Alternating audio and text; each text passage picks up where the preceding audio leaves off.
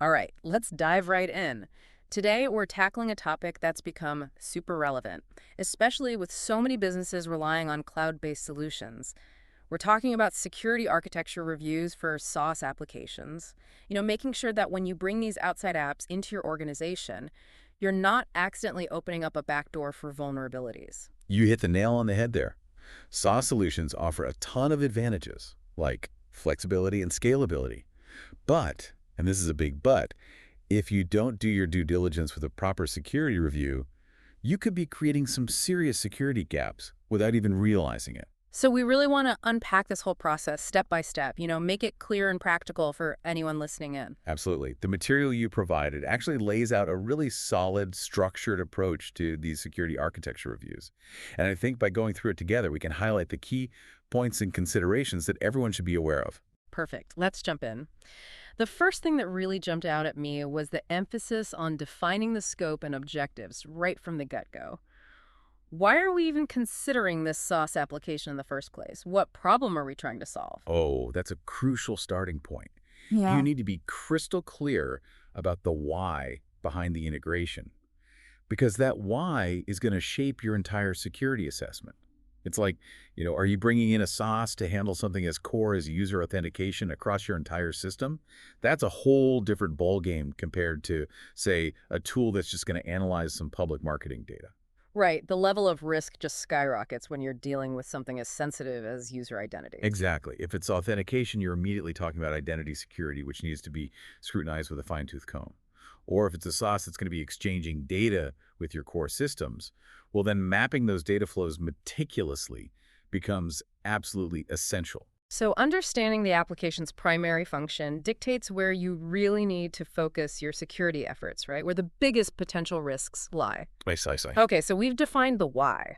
Now, the material also stresses the need to identify all the key stakeholders involved. It's not just the IT guys in the basement, right? Oh, not at all.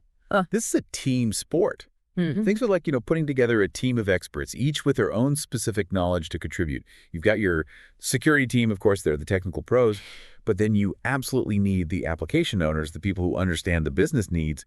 This sauce is supposed to address how it's actually going to be used day in and day out. Mhm. And you can't forget compliance officers. They're crucial for making sure you're ticking all the boxes when it comes to Oh, regulation. those regulations. Oh, don't even get me started. I know, right? It's like a whole alphabet soup of acronyms. ITS 207001, SOC2, NIST, GDPR, HBIA. Why is it so important to wade through all that and figure out which ones apply to our specific situation? Because these standards aren't just, bureaucratic hoops to jump through. They represent best practices, a shared language of security. And depending on your industry, your location, and the types of data you handle, some of these will be mandatory, not optional. Like if you're in healthcare, ETIBA is non-negotiable. Dealing with EU customer data, GDPR comes into play. Okay, so we've got our team assembled, we know which rule book we're playing by, and now we're ready to really dig into the sauce application itself. How do we get a handle on its security posture? It's like trying to assess the security of a black box, right? It can feel that way. But this is where you need to put on your detective hat. Ask tough questions and demand proof. Don't just take their word for it. Ask for their security policies in writing. What are their documented approaches to things like password management, vulnerability patching, incident response? The real nitty-gritty. So it's about seeing the receipts, not just hearing the promises. Exactly. And critically, look for independent certifications like SOC2 Type 2 or ISO 27001. These are gold because they mean a third-party auditor has actually come in, examined their controls, their processes, and given them a stamp of approval. That's reassuring. Now, there's this term that kept popping up in the material, the shared responsibility model. Sounds important, but can you break it down for us in simple terms? Who's responsible for what when we're essentially putting our data in someone else's cloud? It's like this. Imagine you're renting an apartment. The building owner, that's your SaaS provider, they're responsible for the security of the building itself, the foundation, the walls, the locks on the main entrance. You, as the tenant, you're responsible for the security inside your apartment. Ah, so it's a shared responsibility. They handle the overall infrastructure security, and we're responsible for securing our own stuff within their system. Exactly. They secure the servers, the network, the physical space. But you're responsible for how you configure the application, how you manage your users, how you protect your data within that environment. Okay, that analogy makes it crystal clear. Now, the documents also mention the importance of things like security SLAs, their breach notification procedures, and their disaster recovery protocols. Why are those so crucial? Because those documents tell you a lot about the SaaS provider's commitments and their capabilities. Mhm. The SLA that outlines their uptime guarantees, how often their service will be available, and any performance metrics related to security, the breach notification procedures, that's all about how quickly they'll let you know if something goes wrong, if your data is involved in some sort of security incident. And their disaster recovery protocols, that's like their plan B, how they'll get back up and running and restore your data if there's some major disruption. So it's not just about hoping for the best, it's about understanding their level of preparedness for the worst case scenario. Yeah. All right, we've got a good handle on the provider's overall security picture. Now let's zoom in on something everyone's worried about: data security and privacy. And the first step here, according to these documents, is data classification. Why is it so important to categorize the types of data that we'll be trusting to this sauce? It all comes down to risk management. Different data has different levels of sensitivity. It's like you wouldn't store your spare change and your diamond necklace in the same place, right? No way. Same idea here. Yeah. PII, like social security numbers, addresses, email addresses, financial data, health information, that stuff needs the highest level of protection. You need to apply the appropriate security measures based on the type of data you're dealing with. Makes sense. Once we know what kind of data we're putting in, the next step is data flow mapping. What exactly does that involve? Think of it like creating a map, a visual roadmap of your data's journey. Where does it start? How does it get into the SaaS application? Where is it stored? How's it processed? Where might it go next? Maybe back to your systems or to another third-party tool. So you're tracing its every move, identifying any potential points of vulnerability along the way. Exactly. You're pinpointing where data might be at risk, whether it's during transmission, while it's just sitting there in storage, or even during processing. And this is where encryption comes in, right? Encryption is your best friend when it comes to data security. The documents mention encrypting data in transit, using TLS 1.2 or 1.3, and at rest, often using AES 2.5 and 6. Can you explain why those specific technologies are so important? Think of encryption as scrambling your data, making it unreadable to anyone who doesn't have the key. TLS 1.2 and 1.3, those are like creating a secure tunnel for your data as it travels over the internet, protecting it from eavesdropping. And AES 256, that's a heavy-duty encryption algorithm for data that's stored on servers, makes it virtually impossible to crack.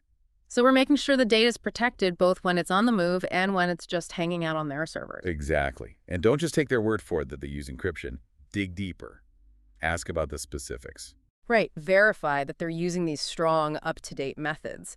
Now, along with the how of data protection, there's also the where, data residency. Why does it matter where the servers physically reside? Oh, this has become increasingly crucial because of data privacy laws. The EU's GDPR, for example, has very strict rules about where the personal data of their residents can be stored. So depending on where your organization operates, where your customers are located, you need to make sure the SaaS provider's data centers are compliant with all the relevant regulations. So we need to know where our data lives to make sure we're not breaking any laws. And speaking of data, hopefully it doesn't stick around forever. What do we need to understand about the SaaS provider's policies on data retention and deletion? You need clear answers on how long they keep different types of data and what triggers its removal. And equally important, how they actually go about deleting it. When they say delete it, does that mean it's really gone? Or are there, residual copies floating around? Right, we need to make sure their practices align with our own data governance requirements and, any legal obligations we might have. The last piece of the data security puzzle, according to these documents, is data loss prevention, or DLP. What exactly should we be looking for in a SaaS provider's DLP capabilities? DLP is all about having those digital safety nets in place to stop sensitive data from leaking out. Think of it like content scanning, technologies that can spot patterns of sensitive information, like credit card numbers, controls that restrict what users can download, share, or even copy-paste, alerts that go off if there's some unusual activity, large amounts of data trying to leave the system. So it's about having multiple layers of defense to catch any potential data leaks.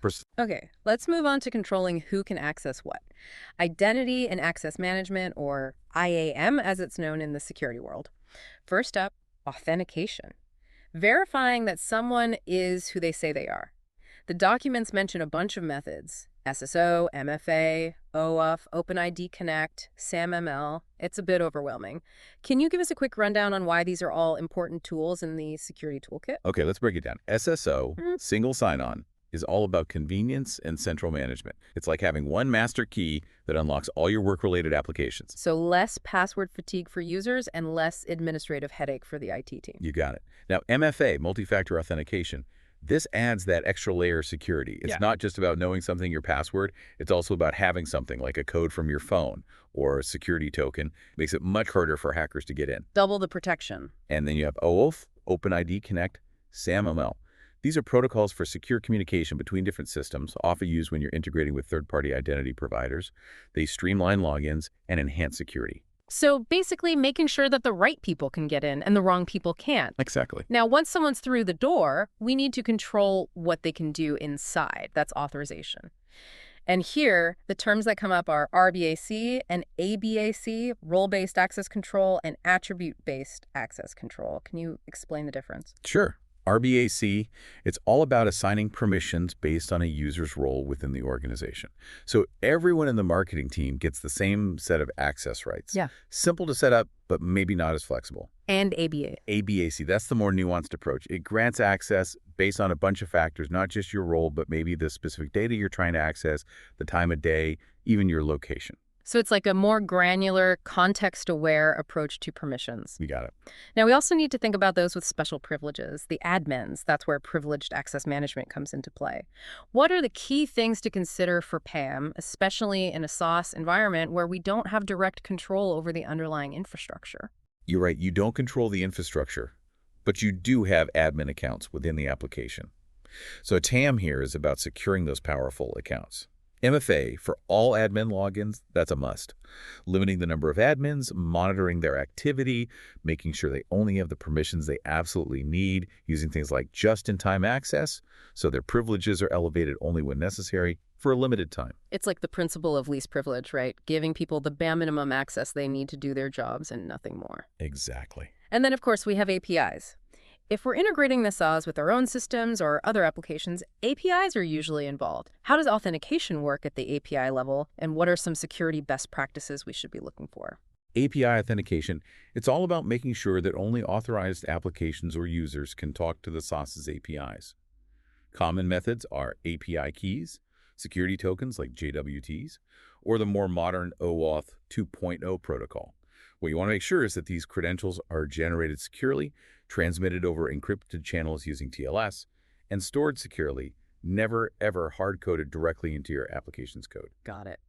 And the last bit under IAM is session management. How long should a user session stay active, and how do you make sure it ends properly? You want to minimize the window of opportunity for unauthorized access if a user forgets to log out or if their device is compromised. So look for relatively short session timeouts, especially for sensitive applications. The SaaS provider should also have mechanisms for users to explicitly log out, and they should properly terminate the session, wipe out the session token after logout or inactivity. Okay, let's dig a bit deeper into secure API integration and data exchange. We've touched on authentication, but what other API security controls should we be looking for? What else should the SaaS provider be doing to keep those connections secure? Beyond just verifying who's knocking on the API door, you want to make sure those APIs aren't being abused or overloaded. So look for things like rate limiting, which restricts the number of API calls that can be made within a given time frame. This helps prevent denial of service attacks, whether intentional or accidental. Right, so it's about preventing those API traffic jams. And what about authorization at the API level? That's crucial too. Just because an application is authenticated doesn't mean it should have access to everything. Yeah. You want to make sure there's proper authorization in place so that only the necessary data and functions are exposed for each integration. And is there a risk of accidentally exposing too much information through APIs? Absolutely. Some APIs, especially if they're not well designed, they can leak sensitive data that wasn't intended to be shared. So during your review, scrutinize the API documentation, look at the data structures being exchanged, make sure you're only sharing the bare minimum. Right, the less data exposed, the less risk there is if something goes wrong. Now, we talked about encryption earlier, and I'm assuming that applies to API communication as well. And how about those API secrets, the keys, the tokens? How should the SaaS provider be handling those? Absolutely. All API traffic should be encrypted using TLS, just like we talked about earlier for data in transit. And as for the secrets, never, and I mean never, should they be hard-coded directly into your application's code. The SaaS provider should have a system for securely managing those secrets, using tools like secure vaults with strict access controls. Makes sense. Now, what about logging and monitoring at the API level? What kind of visibility should the SaaS provider offer, and what should we be looking for in those logs? Like a good provider should be logging all API activity. Who's accessing what, when, and ideally some information about the data being accessed without actually logging the sensitive data itself. Enough detail to spot suspicious patterns, anomalies, unauthorized access attempts. And ideally, they should provide a way for you to access these logs so you can integrate them with your own security monitoring. So it's about having that audit trail, being able to see what's happening with your data at the API level. Now, SaaS applications often rely on other third-party services. What kind of considerations do we need to keep in mind regarding those dependencies? Could a vulnerability in a seemingly unrelated service impact our security? Oh, absolutely.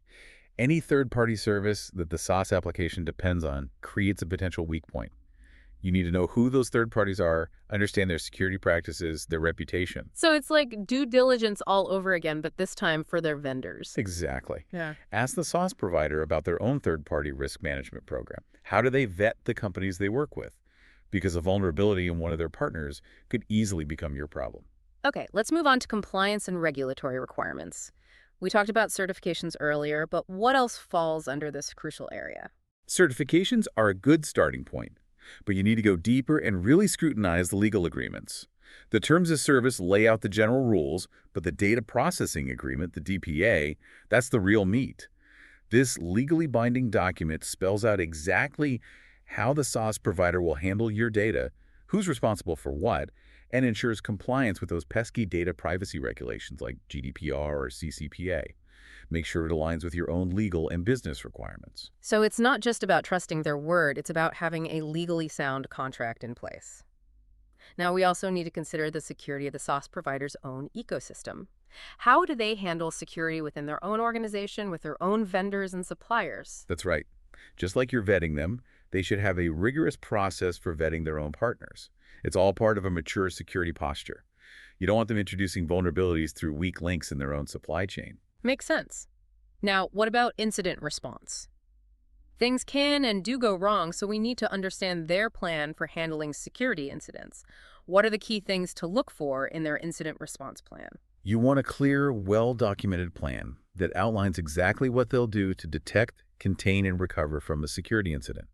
How will they investigate? What are their communication procedures? How will they notify you if your data is affected? Who's your point of contact? So it's not just about putting out the fire, it's about communicating clearly and transparently throughout the process. Exactly. Okay, let's shift gears to maintaining security over time. Secure deployment and operational security. One thing mentioned in the documents is change management. How should updates and patches to the SaaS application be handled to minimize risk? You want to see a well-defined change management process, documented, transparent, thorough testing before anything goes live, clear communication about upcoming changes, and rollback plans just in case things go sideways. Yeah. So it's about controlling the chaos, making sure updates don't introduce new problems. And speaking of things going wrong, what about backup and recovery? What kind of assurances should we be looking for? Ask about their backup frequency and scope. How often are backups made? What data is included? And their disaster recovery plan, that needs to spell out exactly how they'll restore services and your data if there's a major outage. Right, it's not just about backing things up, it's about being able to restore them effectively and quickly. And that's where RTO and RPO come in. Recovery time objective, that's how fast they can get back up and running. And recovery point objective, that's how much data you might potentially lose in a disaster. Those metrics should align with your own business continuity needs.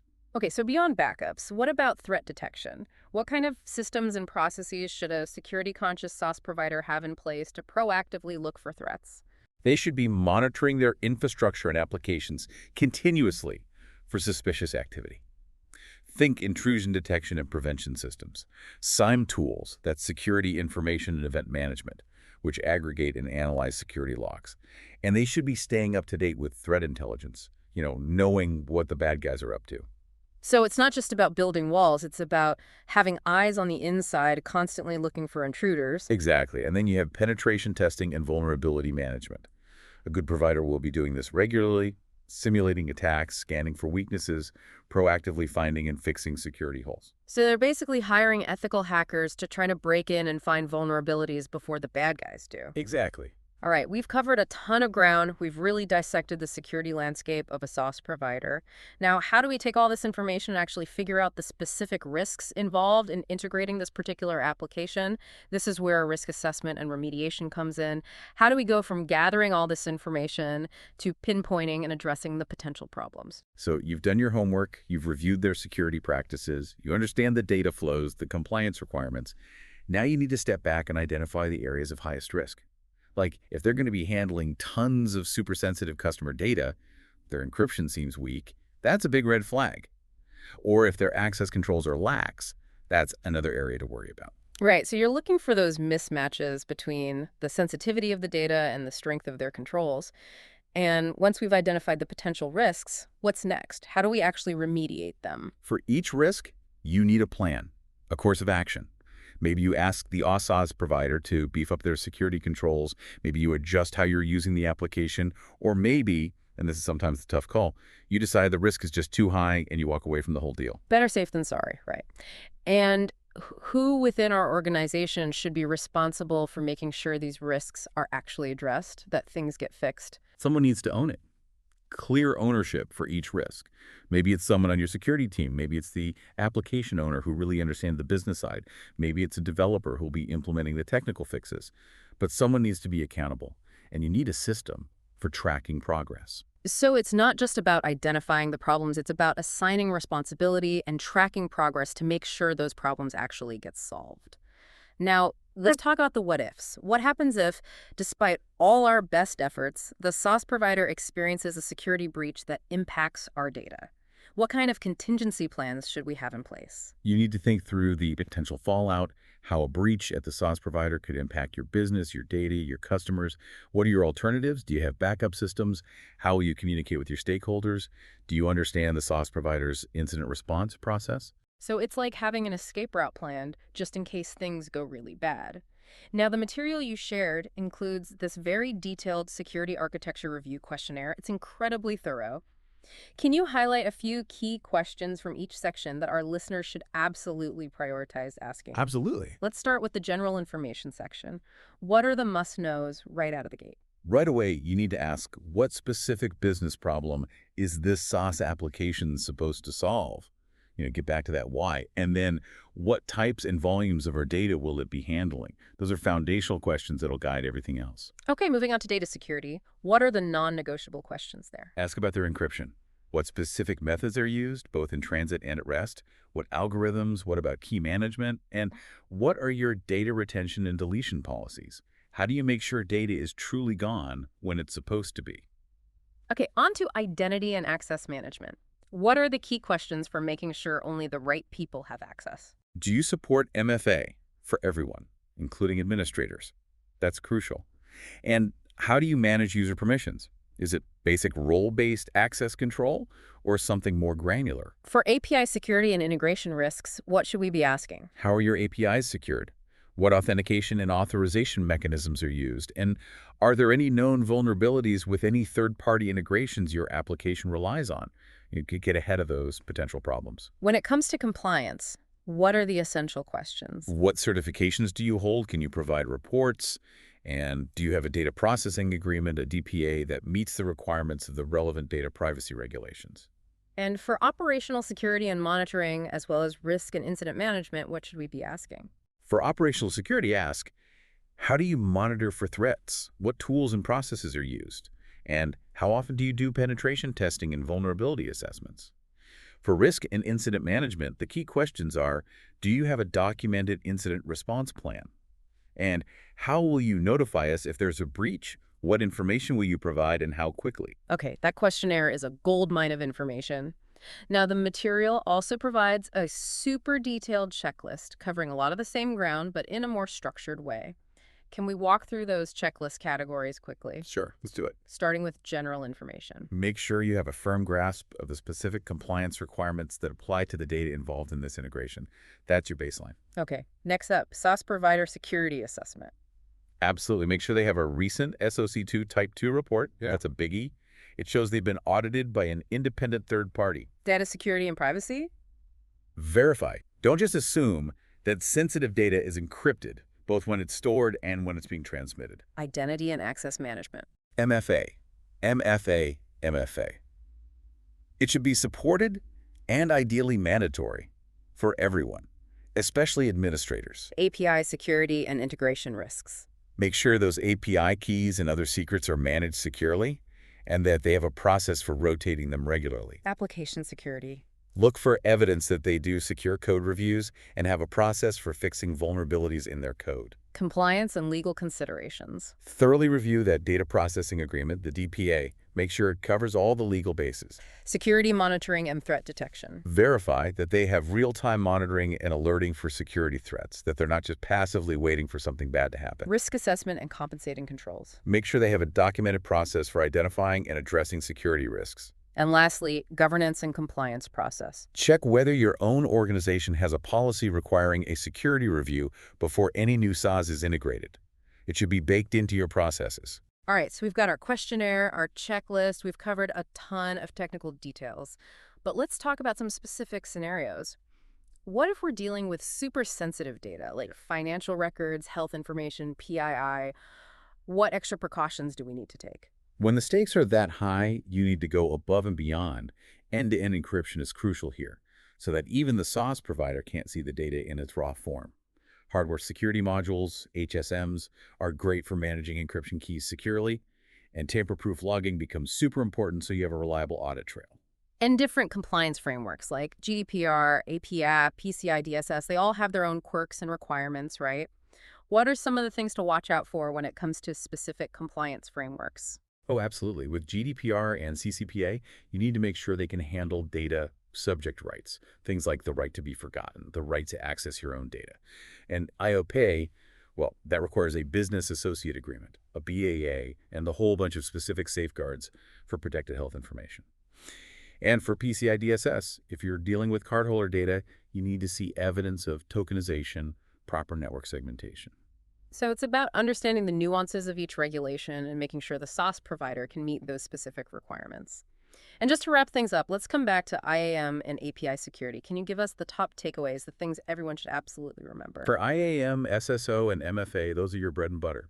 Single sign-on for convenience, multi-factor authentication for that extra layer of protection. For APIs, make sure they're using strong authentication methods, proper authorization controls, that API keys and secrets are managed securely, and that they have rate limiting in place. This has been a truly comprehensive deep dive. I feel like we've covered everything from the big picture to the nitty-gritty details.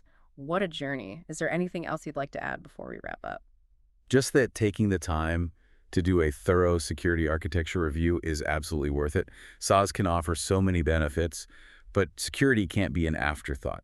It needs to be baked into the process from day one. Well said. Thank you so much for sharing your expertise with us today. It's been incredibly insightful. My pleasure. And to all our listeners, thank you for joining us for this deep dive. Stay secure out there.